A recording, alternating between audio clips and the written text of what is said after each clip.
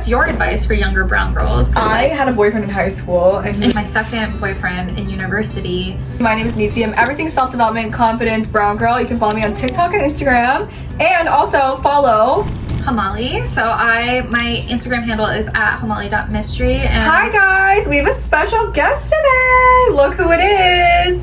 If you guys don't know, this is my girl Hamali. That's me. She is like the OG brown girl, like the OG girl to come and talk and give advice.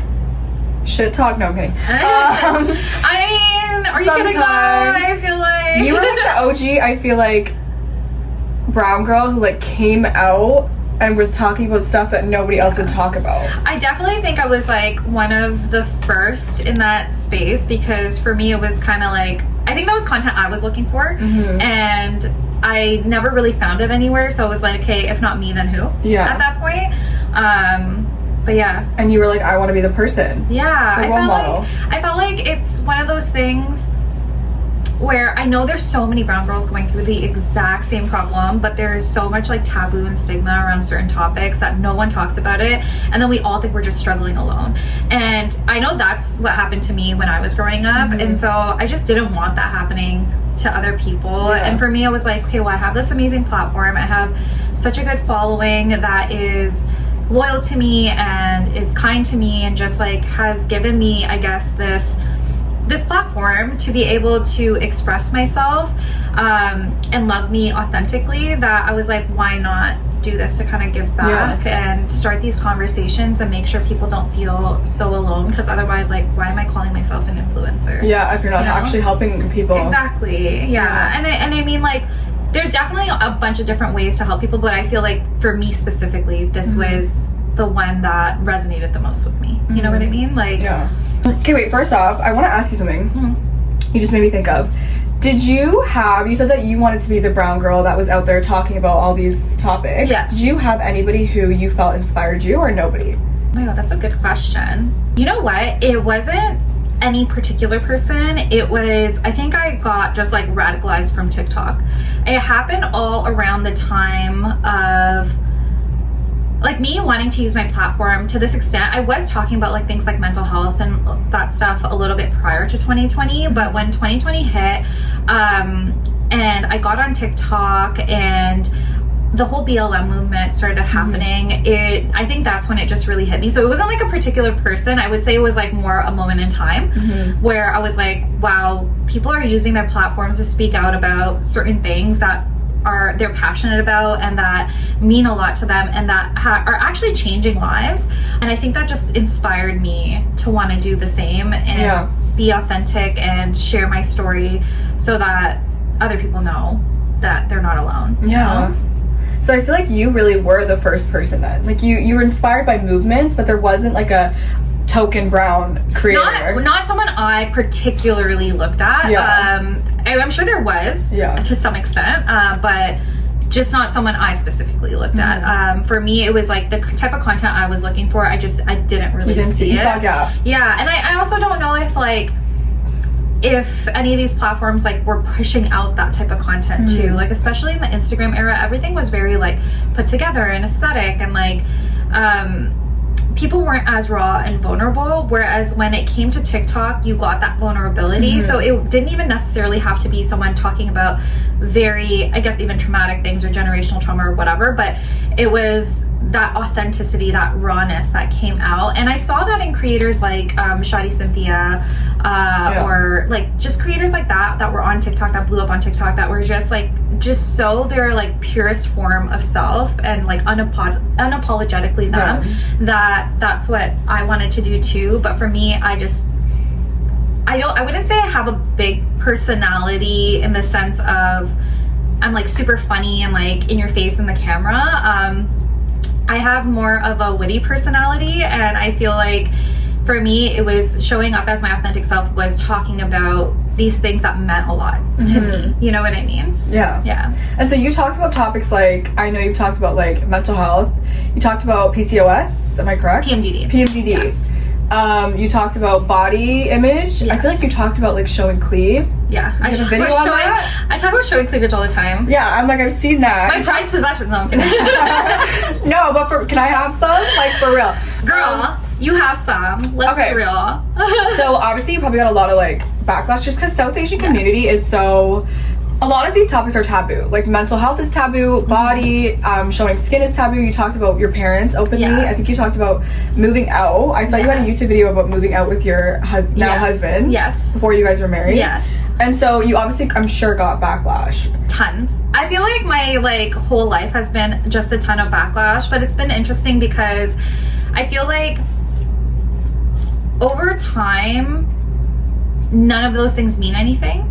So like my parents would be upset in the moment, for example, about the things that I'm talking about, or pursuing a certain career or moving out before marriage or whatever it is that they would be upset about because it wasn't like my traditional, like the traditional way of doing things. And then give it like 4 or 5 years and it's like not even a conversation. You know they what I just mean? Like accepted it? Yeah, it's definitely one of those things. I feel like blessed that I have parents that always come around, and I've always known that about them. Like it's something that I've known about them since I was like a kid, because I'd always like push the boundaries and I'd always be like, well, why not? Like, why can't I do that? Like I was always that kid. Yeah. And so seeing how my parents would react to those things, like once I just like went and did them, it was interesting to watch, because I'm like, you guys always come around, but we play this like weird dance of like you not accepting it, being like this is wrong, giving me a hard time about it, and then like eventually just being like, okay, that's just who she is, and then accepting it, right? That's what I was gonna ask you next, is like, how did your parents take you being on social media out there like that? My parents hated it at first. I wouldn't say my mom had too much of an opinion about it. I think my mom was just the type of person that was like, if you're happy, I'm happy. Just like make sure you're not doing anything bad, and make sure. My mom was very much the type of person like, if you're doing something, it has to be out of the goodness of your heart. Like you can't be doing anything that's bad or like coming from like a wrong place. My dad, I think, was a little bit more protective. For him, I think it was more like he just didn't want me getting involved with like the wrong groups of people or whatever it is, or people, I guess, having certain impressions of me. And just knowing what these types of industries are like, you can very easily go down the wrong path. You know what I mean? So I think he was very more protective. Like what does he mean? Like modeling and like modeling? I think just in general, like anything that has to do with media you can very much easily like go down the wrong path, because you can, you know, there's people within this industry that are superficial or do things to like backstab or do things to just get ahead. Like they might change their appearance, or they might change how they act as a person, because they're just getting caught up with the wrong crowd, and they kind of just lose themselves in it. And I think that was a concern my dad really had, especially because I was young. I was like 23 when I started this. So I think it's a valid concern, because, you know, you want to make sure that you have a good head on your shoulders, especially when going into something like social media, or like when you have a lot of eyes on you, that you're not doing things that you'll regret later on. Yeah, fair. And also just, you're not fully developed at that stage in your life. Like there's still a lot you have to learn about yourself, still a lot of like still learning a lot about communication and your values and your morals and all that stuff. And at that point in your life too, you might not have been through a lot of hardships either. You've been through the hardships that you would have experienced as like a teenager or as like an early 20-year-old, but like I would say like true like adult hardships, like you may not have experienced it at that point, especially as someone like me who lived with my parents up until I was like 26, 27, right? So I think those were all concerns that they had, and just the attention and all that stuff. But eventually they came around to it, because I think they started receiving like compliments about me, like just being like, oh, I saw your daughter do this, I saw her on the news here, and I saw her like, you know, on, I don't know, whatever it is, like in store here, like whatever, right? And I think they started to realize, okay, like she's doing okay. That was another thing. It was also like, are you going to make money off this? Like, what's the point? Like, how are you going to make a career off this? Is this sustainable? Like, that was also another concern. Again, very valid. But yeah, I think once they started seeing that I was doing okay, they were like, they came around to it and they were like happy. Was there ever a moment where they were like, you need to stop? Like, were you ever put in a position that was like, this is enough, like stop posting, like I don't like this, like, or else? No, I don't think so. I don't think they were ever like, you need to stop. I think they were just like, you can't do this, and then just like went and did it anyways, and they like did it. Like, I don't know, there was never like I'm like that too. I'm like, and I'm like, okay, so I'm still gonna do it.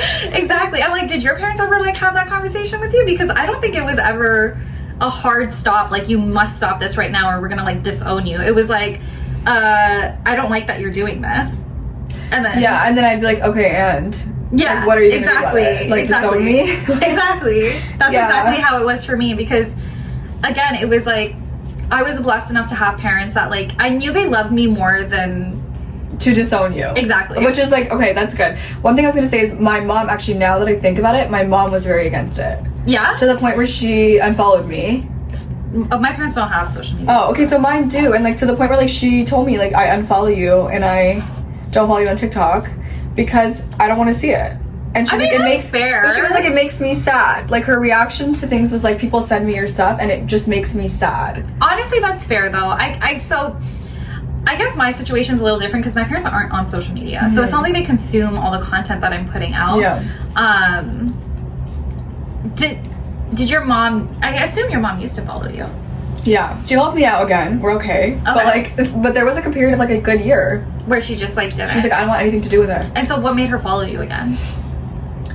Or was that even a conversation you guys had? No, I think people. I think it's the same thing as you. People started to say, like we went out to eat one day, and somebody came up to me at a patio and was like, "I love your content. Please keep doing what you're doing." That's so sweet. We went to the mall like a couple times. Like people would say that. Like a lot of actually her friends would be like, "We love her content." Oh, that's somebody at her work, and I think that is what like other people are what made her come 100%. Around. I think like especially for our parents, they feel.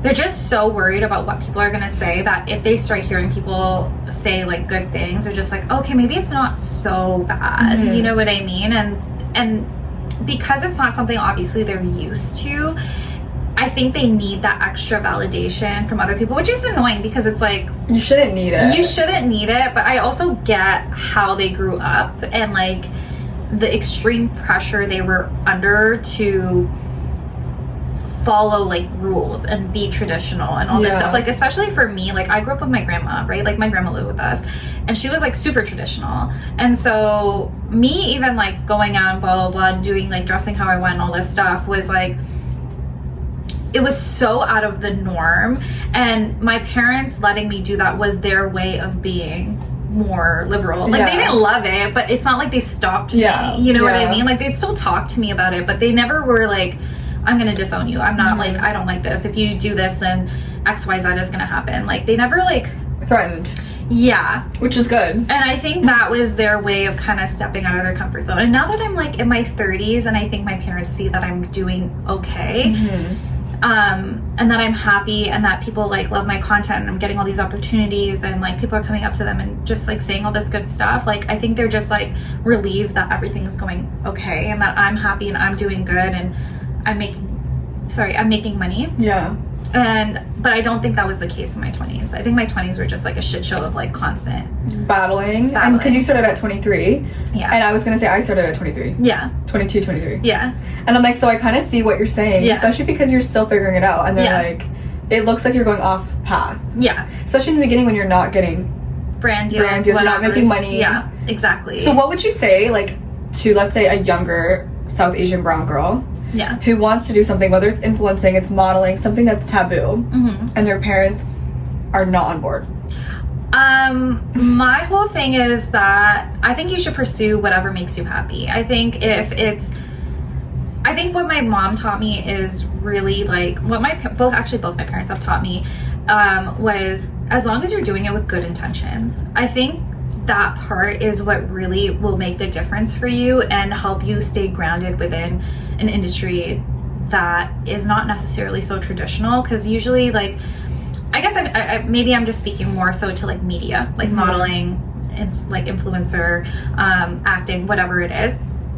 They are difficult industries to be in and you can very much lose yourself. So just make sure you're constantly like staying grounded if this is something you are going to pursue, because it's not an easy industry to be in, and do it out of good intentions. And I think things will just like happen the way they need to happen. I think your parents end up coming around once they start seeing you doing well and hustling and, you know, making a name for yourself. Yeah. But it is difficult at first. I'm sure you've felt that. Where were you ever just like, this isn't even worth arguing? Like, you're just like, I just want to stop this? I think for me, it's like I had like such a strong gut feeling, and I knew like I'm not just like trying to like I'm not an OnlyFans girl. Yeah. Like I'm like my long-term goal was like I want to have a podcast, my YouTube, like help people, and to me I was like, and my gut, I don't feel like I'm doing anything wrong. Yeah, that's how I felt. That's what I mean. And then it's coming from good intentions. Yeah. It's not just like, oh, like a quick money-making scheme. Like, it's not like, oh, I just need attention. Like, there's really good intentions behind what you're doing and why you're doing it. Even if it doesn't, if it's not like helping tons of people. But like, for example, like let's say if you were just like super into makeup and you just wanted to make a story, like still all of that is good intentions. It's like you're doing it because you have a passion for it. It's something that really resonates with you. It's not just like a get rich quick scheme, or it's not just like I need the attention, I'm looking for validation from this like external source or whatever it is, right? And I think that's my best advice, is just really stick to it. Remember like the reason you started it, and make sure that it does come from good intentions. And I think eventually things will fall into place and your parents will come around, and you know, when you look back at it, it'll be worth it. Because I think in the moment it can feel so scary to go against. It's very defeating, I think, in the moment. And I know that not everyone has the same case, but like trust that if your parents love you, like they will eventually come around, even though it doesn't feel like it. Because I feel like I've been there where I'm like, they're not coming around. Oh, I thought my parents hated me for like so long.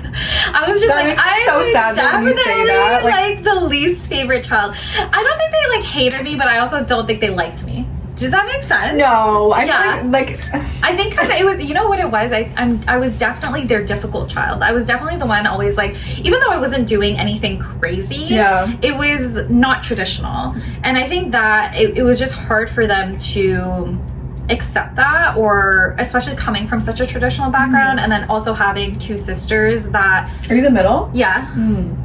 I definitely think middle child vibes. No, but I'm trying to think, I'm like, yeah, I can see how like that would be different. Yeah. It's like if their older one's more traditional and the younger one... I wouldn't say they're traditional, but they are a little bit more... less problematic? Yeah, exactly. Like they're just... I wouldn't say they're traditional, but they're just not interested in doing the things that I was doing. They're just it's just not what their personality was.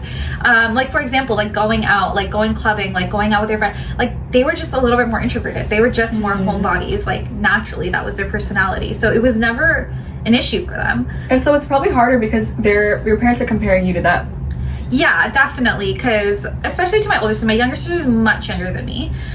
She's like 7 years younger than me, but my older sister is 4, and yeah, she didn't do a lot of this stuff. So I'm getting compared to her. I'm also getting compared to like my cousins who, again, weren't really like this. They weren't really that outgoing, and they were, I wouldn't say they're introverted, but they just like, you know, followed a little bit more of a traditional path because that's actually what they wanted to do, right?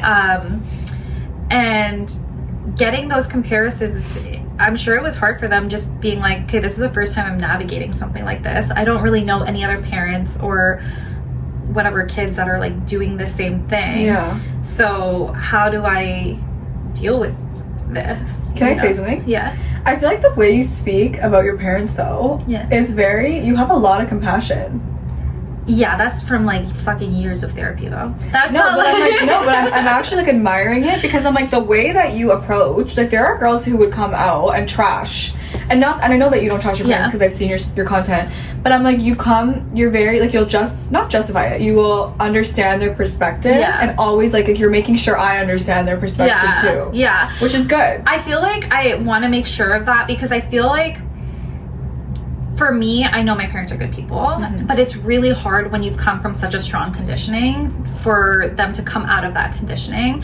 And I think that's the case for a lot of immigrant parents. Like, I think there are so many immigrant parents that love their kids so deeply, but because they've also been conditioned to think a certain way, it's really hard for them to come out of that. And it puts us in a difficult position because it's like, you left your country so that we get all these opportunities. Now that we're getting these opportunities, you don't like it. I think I've seen like a video on this, like a quote or something, And it's hard. It's like, I feel for them, right? And it does come from like years of therapy, because this is not a place I was in when I was your age. Like when I was 25, I was like, fuck this, fuck the world, fuck you. Like, I hate everybody. Yeah, I hate everyone.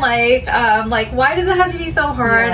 Me and my parents barely even talked at that, like when I was that age. I was always out of the house. Like I made it a mission to just like always be out of the house because I just couldn't deal being around them. And it wasn't until I moved out and started going to therapy and kind of like getting my distance from my parents that I could actually start to appreciate them and appreciate everything that they've done for me and the work that they've put in, and also seeing like the conditioning put into them. It makes you kind of sad because you're just like, I know you don't want to be this way. You know, like, I know this is just what you were taught growing up, and I'm lucky enough to have all these other resources to be able to break out of that conditioning, which they didn't really have. And also, I don't even know if they would have the capacity to access it right now. You know? What's your advice for younger brown girls? Because, like, I feel like you're also... To me, you're a younger brown girl. But like, there's people younger than you that are struggling with it. I get this question a lot. I think I have a similar experience, which I feel like is an exception of like, once again, taking myself out of a toxic environment and then looking at it from a different lens, going to therapy. Like, there's so many books I've read.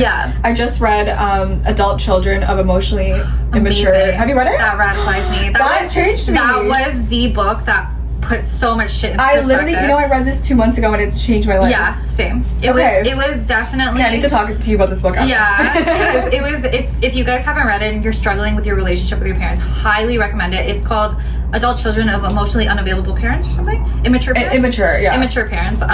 So good. It's so good. Amazing. And it really does explain a lot of the thought processes behind why our parents act the way they do. And like, speaking to what you were saying before about being compassionate, I think understanding those thought processes helped me become more compassionate. And I think I'm not angry. Exactly. And I think it's actually bad for you to be harboring anger, resentment towards your own parents. Like, you don't realize that it's actually doing you a disservice.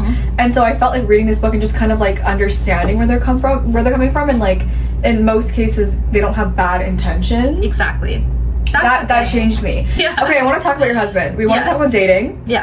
Dating is, I feel like, the hot topic. Everybody knows that dating in South Asian culture, we're both Indian. It's not a thing. Well, it's a thing now, but it's not supposed to be a thing. Everything is like, I don't think it's ever a thing. It'll be a thing for our generation when we have kids, but it won't. It was not a thing for our generation. No, you're not supposed to date. You don't go out with men when you're not married. And so it's like, get married, then date. Like, how the fuck who am I marrying then? I don't even know who I'm marrying. So how is it dating? How did your parents find out? Did you tell them? She's married now, by the way. If you guys didn't look at her fucking... Let's zoom in on her rock right now. How long have you been married for? It'll be... Oh my god, 4 years. Oh, okay, exciting. This August. Oh my god, sorry, Vikra. So, how old were you when you got married? I was 28. How long was 4 years ago? 28. And like, okay, so tell me about dating. Bro, we were like car daters. Like, we just sat in our car. Not the backseat. The backseat, like car. That was our space. Like, we didn't really have, because I also wasn't introduced to his parents like earlier on, which was, I think, a bit different for me because... What's your husband's name? Vikra. Yeah. Okay. It was a bit different for me because I feel like all the guys I had dated before, I'm saying like all the guys as if like I dated like a million. It was like 2. Anyways, but those guys, like they had already introduced me to their family, or like... Were they Indian? Yeah. Okay. My first boyfriend in high school, yeah, he like introduced me to his family like right away. So like we would go hang out at his house. And then my second boyfriend in university, I was like pretty much integrated into his family. Like I was introduced, and I would be introduced like pretty early on as well. So it felt like we always like had a house to hang out at. But with Vikra, it wasn't like that, because he was also scared of introducing me because I was the first non-Sri Lankan person to be marrying into the family. Okay, So I did not know he was Sri Lankan. Yeah, so I feel like that was a lot for him as well, like something that made him nervous because everyone in his family was Sri Lankan, anyone that they married was Sri Lankan, and so I was like the first Indian person kind of coming into the family, and I think that made him nervous. So we actually introduced each other to our parents, or like at the same time, but prior to that, it was awful dating, because not awful dating him, but like in terms of the circumstances, because we'd have to hang out in our cars all the time, or like we'd be out at a restaurant or whatever it is, and it's like there's only so much you can do with that, you know. And we did that for 3 years. Were your parents like, did they ever mention dating? Like, did they ever like what was like were they gonna get you arranged marriage? Like, what was so? I think my parents had a really hard time with me growing up and dating. Like they were very like, no boys, no boys, no boys. I think especially because I was someone that naturally attracted a lot of attention, because I like to dress up, and I like to do my makeup and like all this stuff, right? Yeah, like I was like a pretty little girl, and so like I think they were worried about me, and so I had a really bad like relationship with dating, because I was always just so scared my parents were gonna find out and what they would say, and if I'd get in trouble and all this stuff, because they constantly made comments about like boys and how I shouldn't be talking to them and all this stuff, right? And they didn't know about the first 2? No, absolutely. I don't even know if I've ever talked about it online, so if my parents see this, well, I'm married now, so it doesn't matter. Yeah, so. You're saying, because you can still, so there's a lot of brown girls who are probably dating. Like, I feel like we all do it, okay? Like, let's not pretend How's dating for you? It's good. I mean, I'm like single. Yeah, but like in general. I dated, and I think I'm actually like, you know how you were saying with your parents, like you just did shit? I was like that with dating. Yeah. I had a boyfriend in high school, and your parents knew? Yeah. Oh my god. But like, they were not happy with it, but I'd be like, and? What are you gonna do? Oh my god, no. I think dating was the one area that I was so terrified about. Like, that was the one thing where I stepped out of line, but not with them knowing. If that makes sense. It wasn't like something I was direct about. I think like everything else I was like direct about, but dating wasn't one of them. I don't know what I was thinking, because now actually I look back and I'm like, I had some balls. Yeah, like to be like 17 and bringing like a guy over to my house and introducing to my parents, and he wasn't even Indian. Like, I'm like, what was I doing? And my parents tolerated just living your best life. Like, they were not happy, and they didn't like, and they still would like make a comment here and there. Like, now it's like whatever. Like, it's so like long ago that like, and I'm not with him. Funny though, like, because you're just like, you look back, it's like in the moment it seems like the world is ending, especially for them. And then it's like not even a conversation. Yeah. Like 5 years down the road. Yeah, it's like whatever. Like, and now then I dated somebody who's Gujarati. Oh. I think I told you this. I'm not. Did they have the same last name? Yes. Yeah. I'm not gonna put that in there though. Yeah. Okay. Yeah, he had the same last name. We would have been fucking twins. Oh my god. We would have been family. I know. Anyways, and then like, so that was like, I feel like because I was like 21. Yes. And he was like older. He was like 26, 27. Okay. So I just felt like because he was more mature, I could introduce him, and also my parents are very involved in my life. They still are. I don't know. I don't think it's healthy, but like they would catch on. In what sense? Like they first of all, they have my location. Okay. So like, you know what? Maybe I'm just lucky. Like my parents don't. They know technology like that? Yeah, they just don't. Like they don't have social media. They don't know how to follow my location. Like they don't know anything. So it was really like you could get away with stuff because they just didn't know how to keep up. Bye.